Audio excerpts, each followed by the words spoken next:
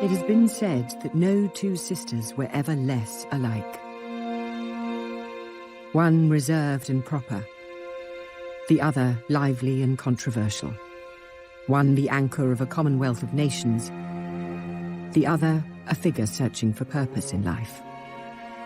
They grew up in a very, very different kind of world, a world of aristocracy, of deference, of people knowing their place. I think they were quite different from an early age, and they went on being different. I think they were both very sound people, both very committed in their different ways. I suppose that the Queen had so much more responsibility on her shoulders, and Princess Margaret didn't have those things to think about, so carved a different path through life. Queen Elizabeth II and Princess Margaret are among the most photographed women in history. Their every appearance followed by press and public. They are familiar the world over. But what of the real women behind the show and splendour? Beyond the balcony and cheering crowds, beyond the crown itself. Elizabeth is really both an embodiment of the old England that she grew up in and the new, fast-changing modern world that she increasingly adapted to. The Queen always thought of her sister as an enigma. It's always very difficult to work out with Princess Margaret which half of her you're talking about, the royal half or the rather dashing half. There's a huge affection between them that survives the ups and downs of their individual life.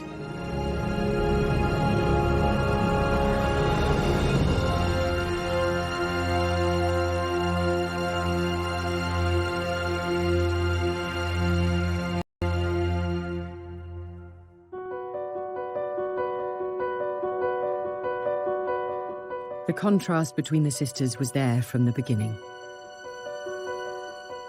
Elizabeth was born in the placid surroundings of London's Mayfair on the 21st of April 1926. 4 years later, during a storm in rural Scotland, Margaret came into the world. Their parents were the Duke and Duchess of York, Albert and Elizabeth. Albert, or Bertie as he was known, was the second son of the King, George V. Elizabeth was a mature, rather serious child, with a love of dogs and horses shared with her grandfather, the King. Margaret, however, was a very different character. It very quickly became obvious that Margaret was the cheekier, the more humorous, the more mischievous, but lacked her sister's quite extrovert qualities. Princess Elizabeth was quite a serious-minded child. She seems to have been naturally tidy, naturally orderly. But Margaret, from the start, was fun, she was vivacious. She was never corrected by her father, so she was something of a wild child. She was very precocious and got away with an awful lot. The Duke of York was used to say, Lilibet is my pride and Margaret is my joy. And as far as Princess Margaret was concerned, he really couldn't take his eyes off this child. I mean, she was so beautiful that he couldn't believe that he'd created this glorious and beautiful child, and then he rather spoilt her. The princess's public life began early, and here we see her during a Scottish holiday, arriving with a family party at a Highland gathering. Neither girl was prepared for the lives they were to lead. As two daughters of a second-born prince, Elizabeth and Margaret had no expectations of being thrust into the international spotlight. With the Duke and Duchess of York, there was never any anticipation that they would succeed to the throne, and certainly never any expectation that Princess Elizabeth would come to the throne. It was, of course, always possible that George and Elizabeth would have further children, and a male heir would, of course, then leapfrog Elizabeth in line for the throne. So it was always a fairly remote possibility that she would become queen at her birth.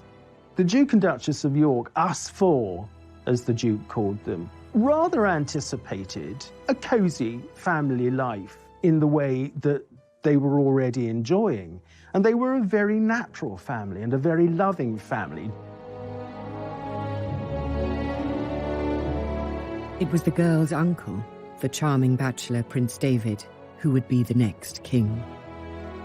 He was expected to marry and have children of his own, who would one day inherit the crown.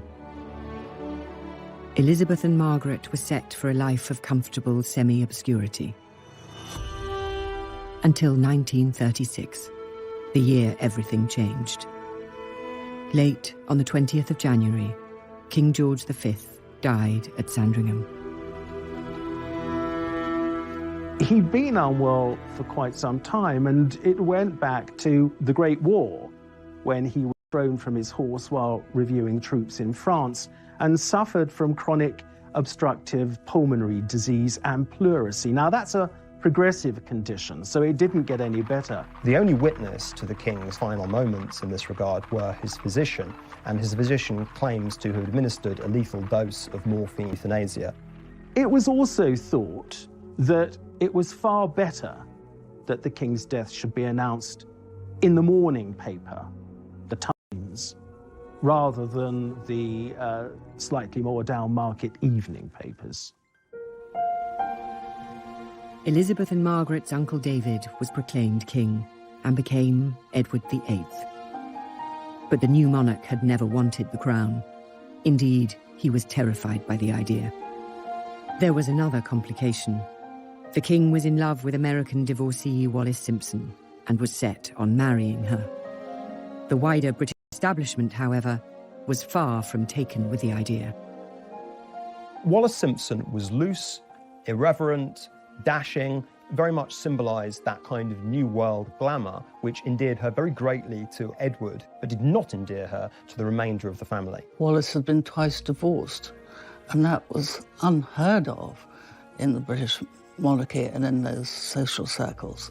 And so that was a reason for not liking her. He very much didn't really want to be king. He may not have even been able to voice that, but unless he was even stupider than I think he was, he must have realised that nobody was going to accept a woman as queen with two husbands living. That was the problem. The secular head of state is also the supreme governor of the Church of England. He was about to go through a coronation ceremony that is very similar to the kind of consecration that a priest goes through. Anointed with holy oil, with water, it's a dedication. For such a clear hypocritical breach to exist as him marrying a divorcee would, especially in the context of these times, have been wholly unacceptable. I don't think he took at all well to being monarch. I think he didn't have the patience for it. His own grasp of detail, particularly in regards to the empire, particularly in regards to the industrial disputes which were enveloping the country, really left quite a lot to be desired. Indeed, it is said that George V predicted, rather darkly, that if Edward became king, he'd ruin himself within a year. A constitutional crisis was gripping Britain. The public were unaware, the press was muzzled, and the king's affair kept secret. Finally, unable to renounce the woman he loved, the king gave up his crown. On December the 11th, 1936, Edward abdicated. He had been king less than a year. It was a shock. It was seen, I think, popularly as a dereliction of duty.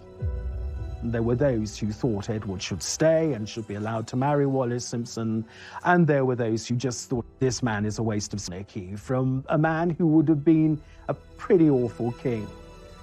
A crowd gathered outside Bertie's house in Piccadilly. The new king's family had moved out of their home into the vast and cold magnificence of Buckingham Palace. The lives of Elizabeth and Margaret were transformed. Elizabeth was now next in line to the throne. The training for her future role began at once.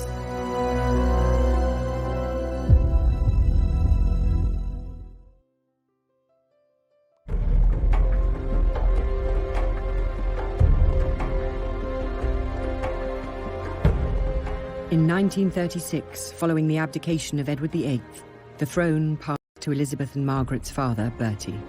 He became George VI. On the 12th of May 1937, he was crowned at Westminster Abbey. George was wholly unprepared for being king. He himself said that it was like a lamb being led to the slaughter. There was an established convention of not using first Christian name, but using middle names to rule under, and he chose George simply because within the Hanoverian tradition there had already been 5 Georges, and of course, the previous monarch was called George II, and he wanted very much to embody stability after the chaos and confusion of the abdication crisis. The Duke of York realised that he might have to step forward and become king without having had any experience at all of state papers, any of the training that his brother had had. He went in absolutely cold.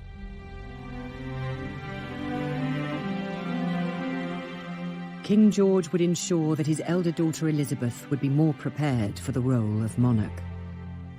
From 1938, she received private tuition from Sir Henry Martin, the Vice Provost of Eton College. Her father explained the nature of the official dispatch boxes that were the monarch's everyday duty. Margaret was excluded. The sisters' once identical upbringing was diverging.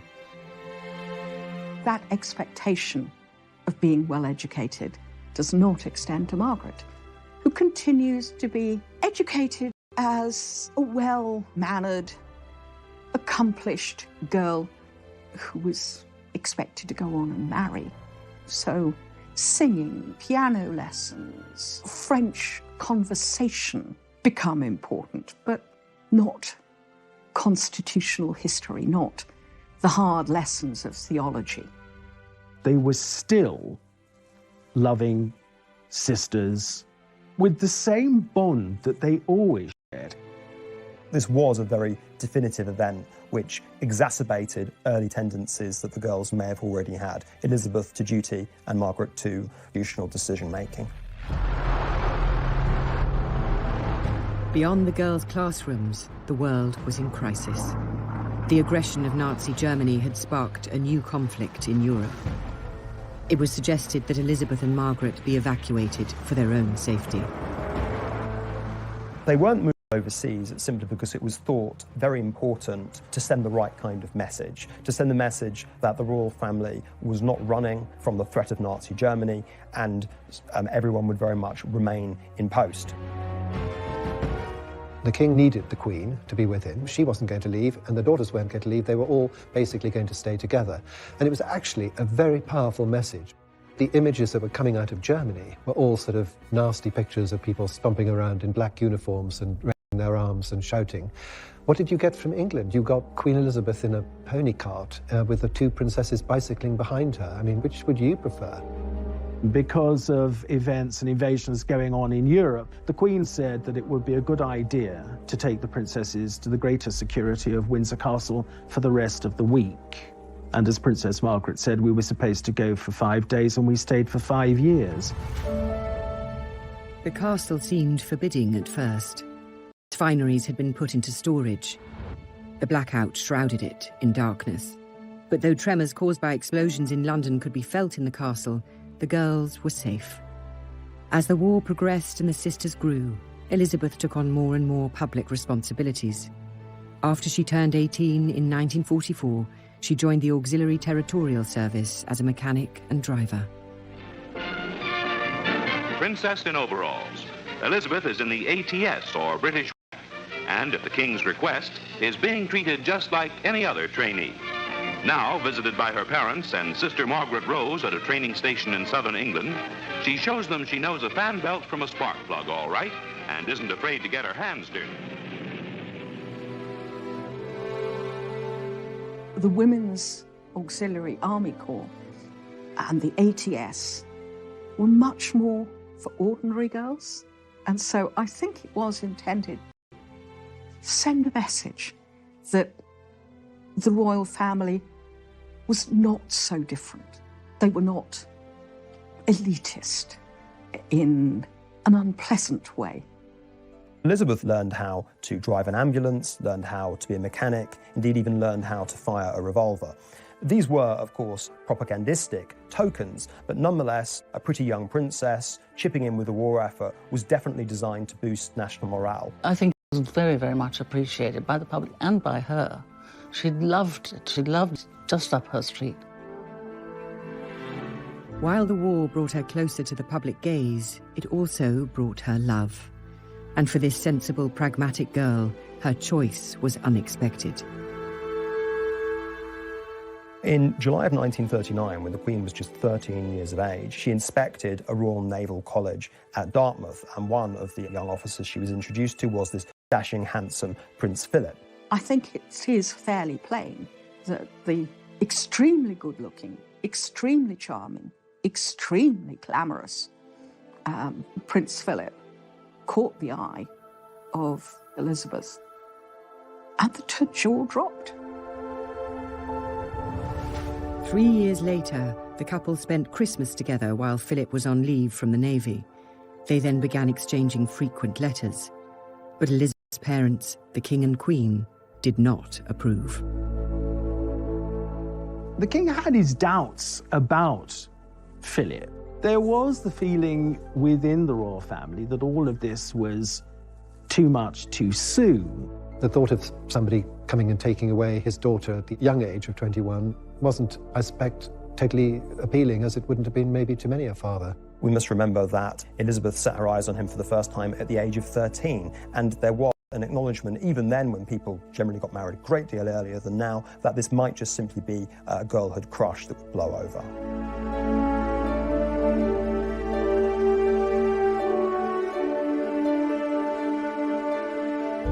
The King and Queen's resistance had been defeated. On the 20th of November 1947, Elizabeth and Philip were married at Westminster Abbey. Margaret was among the bridesmaids. Elizabeth and Philip take their places on history's pages. To the stirring strains of Mendelssohn, they march as man and wife toward the west door amidst nearly 3,000 invited spectators.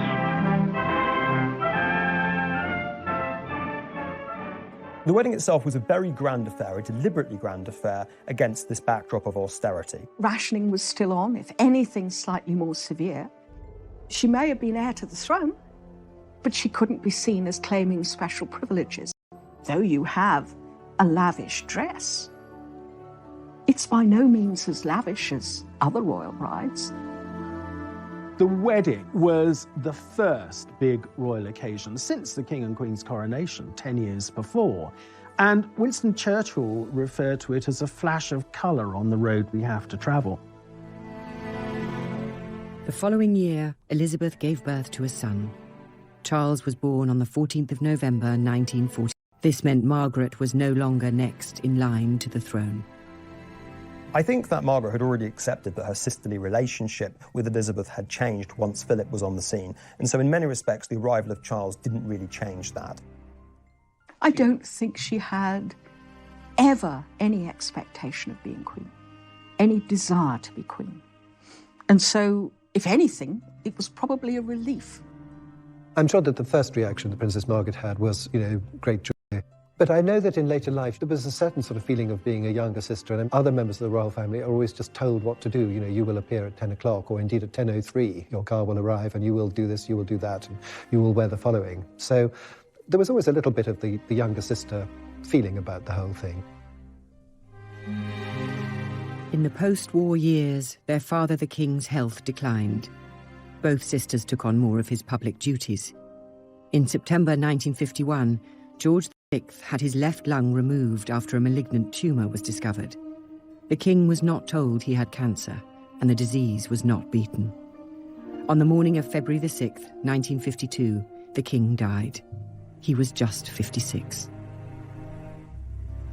Elizabeth was in Kenya when her father died, on an early rest stop in a planned tour to Australia. Elizabeth was always thought of by the King as being his protégé. Margaret was always thought of as being his pet, his light relief.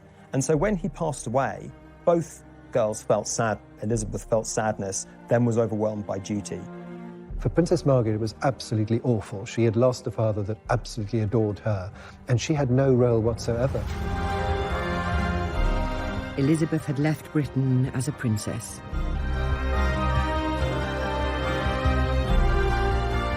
She returned as its queen. But what did the future hold for Margaret? It took place on the 2nd of June, 1953.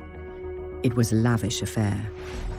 Westminster Abbey had been closed for months as preparations took place, and on the day itself, millions thronged the streets of London. Transformed proud people.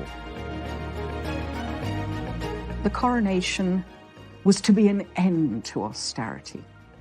It was to inaugurate as a new Elizabethan age. It was designed really to reaffirm Britain's status in a post-war world which had been turned upside down. A very glamorous young queen was there to optimistically lead the British people into the future. I do remember Coronation Day quite well because my father had tickets for some seats near Admiralty Arch through the army. He was in the army. And I remember sitting there and seeing the guests in their carriages coming towards Admiralty Arch where Churchill came along.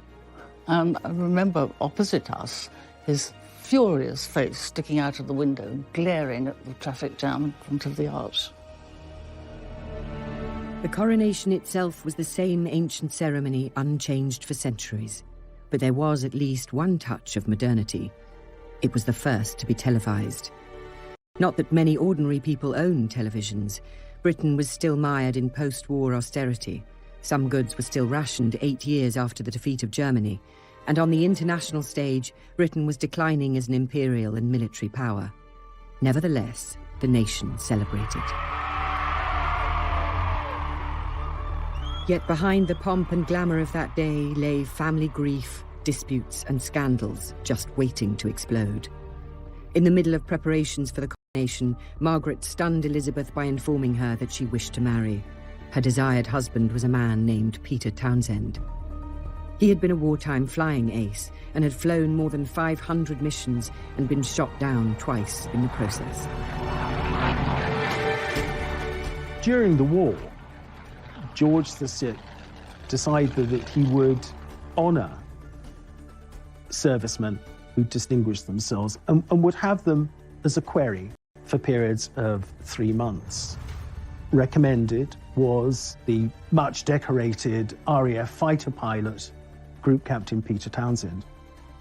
Townsend and the King got on so well together, it is said the King referred to him as the son I never had, that the idea of a 3-month period in waiting as a query just went straight out of the window. After the King's death in 1952, Townsend's job disappeared, but the family did not wish to lose him. He was invited to join the Queen Mother's household as controller, a role he accepted. All the girls at Buckingham Palace took a shine to this guy, but the one who really fell in love with him was Princess Margaret. You can understand, perhaps, at that moment, having lost her father, she turned more to him than was perhaps advisable. He was there when her father died. Part of the inner circle of royal aides and servants who helped to comfort Margaret. After all, Margaret was devastated by her father's loss. This was a man who'd been close to, who'd been liked by her father. He was also, like her brother-in-law, a hero, and people liked heroes. It was still an age when we built heroes up. Townsend was 16 years older than Margaret and recently divorced. While these facts did not trouble Margaret, others were less happy. Well, there was opposition to the relationship for one simple reason, that he was already married, and he had a wife and he had 2 boys. Divorced people not really allowed to have a social life. And I think that sadly, that was what happened. He was quite a bit older than her, but I don't think that would have mattered. Under a law of 1772, all members of the royal family had to have the sovereign's permission to marry. Elizabeth was sympathetic. She could see the love between the couple, but she asked Margaret to wait until the coronation was out of the way and everything had settled down. Margaret left the meeting with her sister feeling hopeful. But when Elizabeth spoke to her private secretary, Sir Alan Lascelles, he was horrified and urged Elizabeth to send Townsend abroad. Elizabeth was caught between love for her sister and her responsibilities to the legal and religious bodies she headed. She loved Margaret and she wanted her to be happy. I think it was incredibly difficult for her. All of politicians, with some exceptions including Winston Churchill, were advising her that this marriage should not go ahead. And as such a new monarch, She didn't want to risk the potential friction for really putting up strong opposition against what the political classes were telling her. In other words, she put duty before her own private feelings. The Queen is temporal governor of the Church of England, and the Church of England did not, would not recognise divorce. She agreed to send Townsend abroad. He was appointed heir attaché in Brussels. Townsend was stunned by this exile. He did not even get a chance to say goodbye to Margaret, who was on a royal tour in Africa at the time. Margaret was left bitter. Her own sister was queen but could not have correspondence. The couple believed they had only to wait. It was also obviously part of the plan that if Margaret and Townsend had to wait 2 years, it was pushing the princess closer to her 25th birthday. And the importance of that was that at 25, a member of the royal family could petition Parliament for permission to marry. And if both houses didn't oppose it, then they could have a civil marriage. And that was, I think, what was happening here. Margaret was going to be 25 in August of 1955. As the press counted down to the date, speculation grew that an engagement announcement was imminent. But her birthday came and went with no announcement. Finally, on the 31st of October 1955, Margaret released a statement to the press. Her relationship with Townsend was over, it said. There would be no marriage. The decision not to marry Group Captain Peter Townsend is reached by Britain's Princess Margaret, here arriving with her mother for a formal family appearance at London's Royal Opera House. In putting duty and religion ahead of her heart, Margaret had the example of her sister, the Queen, who dutifully entertained the President of Portugal while the family crisis neared a climax. Queen Mother Elizabeth approved her daughter's decision. Strongly opposing the marriage was the Archbishop of Canterbury. The traditional interpretation has always been that the Prime Minister and ecclesiastical figures really threatened Margaret with the withdrawal of her royal allowances and her HRH if her marriage with Peter Townsend went ahead. The government of the day, under the premiership of Anthony Eden, had actually done something of a U-turn. Far from opposing the marriage, they had paved the way for Margaret and Peter Townsend to marry if they still wished to do so. A formula was found, which would have meant that she could have retained her status as princess. We now know that Princess Margaret, had she wanted to marry him, would have lost nothing but her place in the line of succession. They really didn't want to create a martyr of Princess Margaret where her own personal desires were paired off against the establishment. It was not government pressure that had ended the relationship between Margaret and Group Captain Townsend. The truth was far simpler.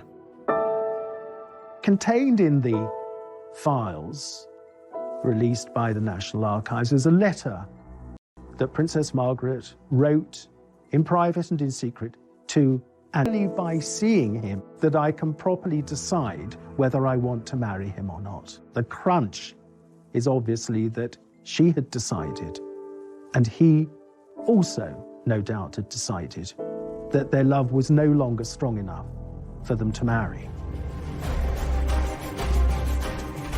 If Elizabeth hoped her sister would find someone more suitable, she would be disappointed.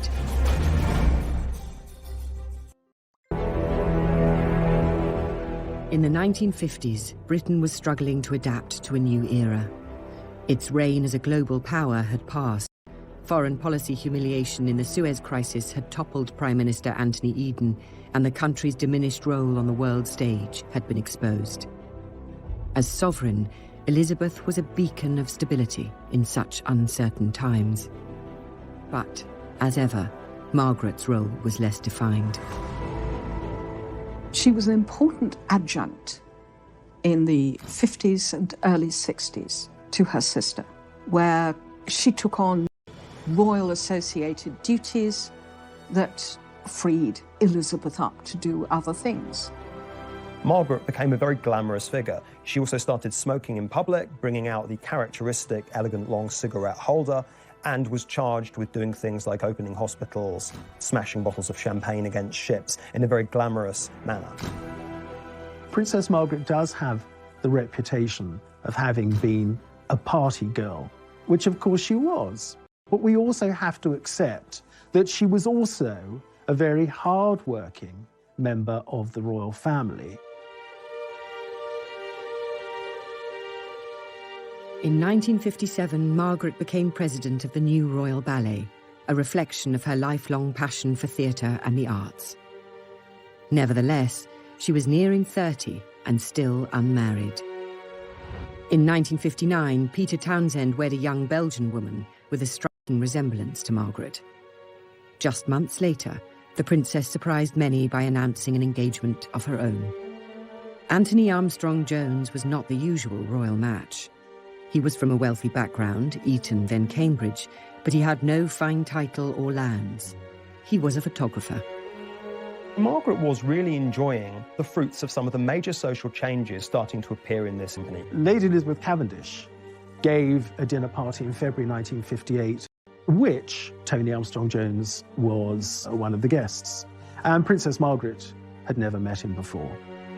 I think the influence of Anthony Armstrong-Jones was really to introduce her to normality. She was smuggled on the back of a motorcycle, disguised in a headscarf and dark glasses, to Armstrong-Jones' rented flat in Rotherhithe Street. The princess said that it was the most romantic setting, and this was their bolt hole. It had a bay window overlooking the Thames. You looked to the right, and there were the docks, and you looked to the left, and there was a bend in the river, and you saw Tower Bridge and St Paul's Cathedral beyond it, and at high tide, she said, swans would look in.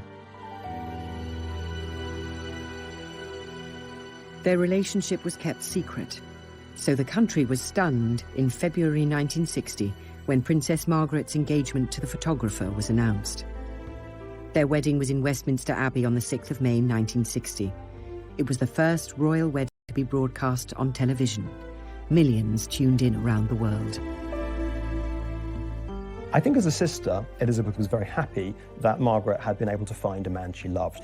I think as Queen, even though Armstrong-Jones was not ideal, was not a society man at all, he was, given Margaret's status as a rebel, really about the best that they could hope for. Princess Margaret at that time was hugely popular. Everything she did made news. Everything she wore made news. So when she married, this was an occasion of great celebration. Everybody was frightfully pleased with the sort of glamour of the wedding. And Princess Margaret looked wonderful, and he was a talented photographer, and it all seemed very modern and just how it should be. The whole thing really was a very, very beautiful occasion. I mean, I can remember being a young schoolboy, totally enthralled watching this on the television.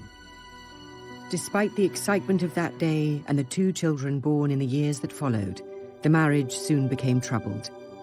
Mutual infidelity, drugs, and alcohol strained the relationship to breaking point.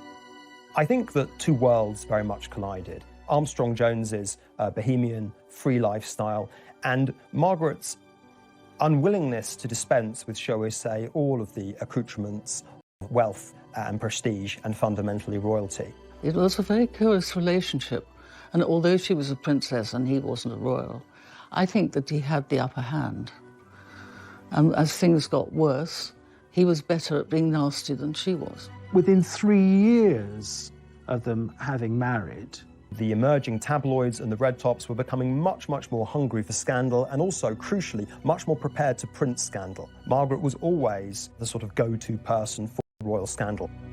He had much loyaler friends, it seems, than she did, because he always seemed to come out of it, as far as the public was concerned, rather well, whereas she didn't.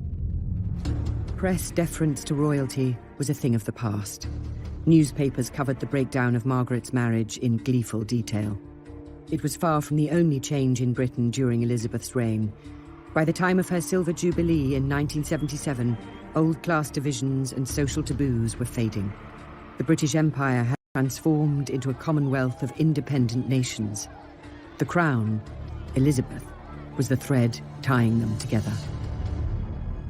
As she guided the monarchy and nation through crisis and triumph, her sister Margaret was left without a role. She may have been an icon of the 1950s and 60s, but as the decades passed, her star waned. Like her father, Margaret was a heavy smoker for much of her life. Like him, she would suffer the consequences. From the late 1980s, her health began to decline. After several severe strokes, she died on the 9th of February 2002. She was 71. For the relationship between Elizabeth and Margaret, there was this bond of love between them that had been there from the time Margaret was born to the day that Margaret died.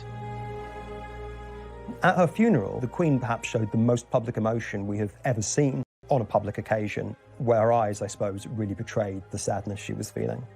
To have to come to terms with the death of your younger sister, who you could expect certainly to live with you into old age, is very hard. When the princess died, that was quite a blow to the Queen, followed, as it was 7 weeks later, by the death of her mother. She is said to have said her biggest nightmare would be losing her mother and her sister. And that, of course, is what happened in 2002. Princess Margaret's life, though privileged, was a sad one in many ways. Margaret was a flawed and often troubled woman. She did not have her sister's weighty responsibilities, but nor did she have the certainties. I think that what Margaret did was really stretch at the limits of what it was acceptable to do for a woman in her position. This, I think, created a precedent and also much more breathing space for future younger royals to enjoy, even in the celebrity infested world. You task some aspects, well, who doesn't? I would actually say she was probably a pretty supportive member of the royal family. She did do her bit. On a day-to-day basis, her life was very full. She had very interesting friends. She went to the ballet, she went to the theatre, she read books, she was alert, interested in things, she loved music, and wasn't boring.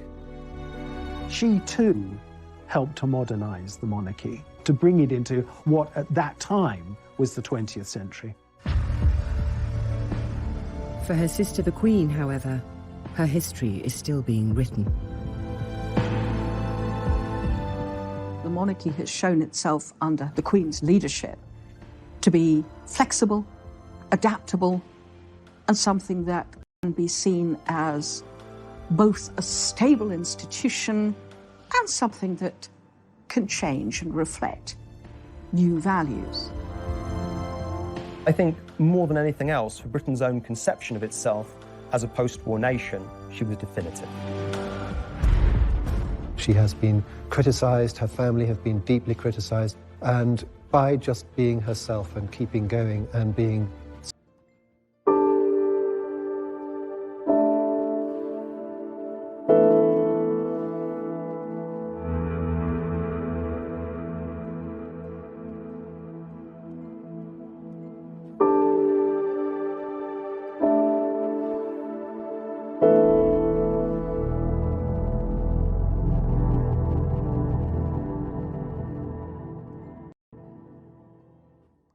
an enigma.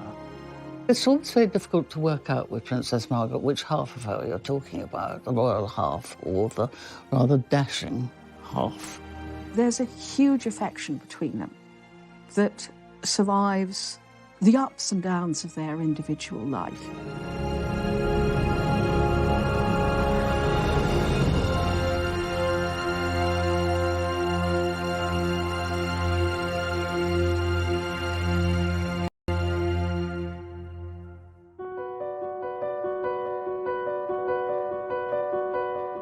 The contrast between the sisters was there from the beginning.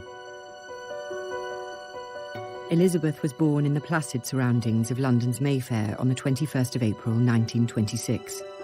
4 years later, during a storm in rural Scotland, Margaret came into the world. Their parents were the Duke and Duchess of York, Albert and Elizabeth. Albert, or Bertie as he was known, was the second son of the King, George V. Elizabeth was a mature, rather serious child, with a love of dogs and horses shared with her grandfather, the king. Margaret, however, was a very different character. It very quickly became obvious that Margaret was the cheekier, the more humorous, the more mischievous, but lacked her sister's quite extrovert qualities.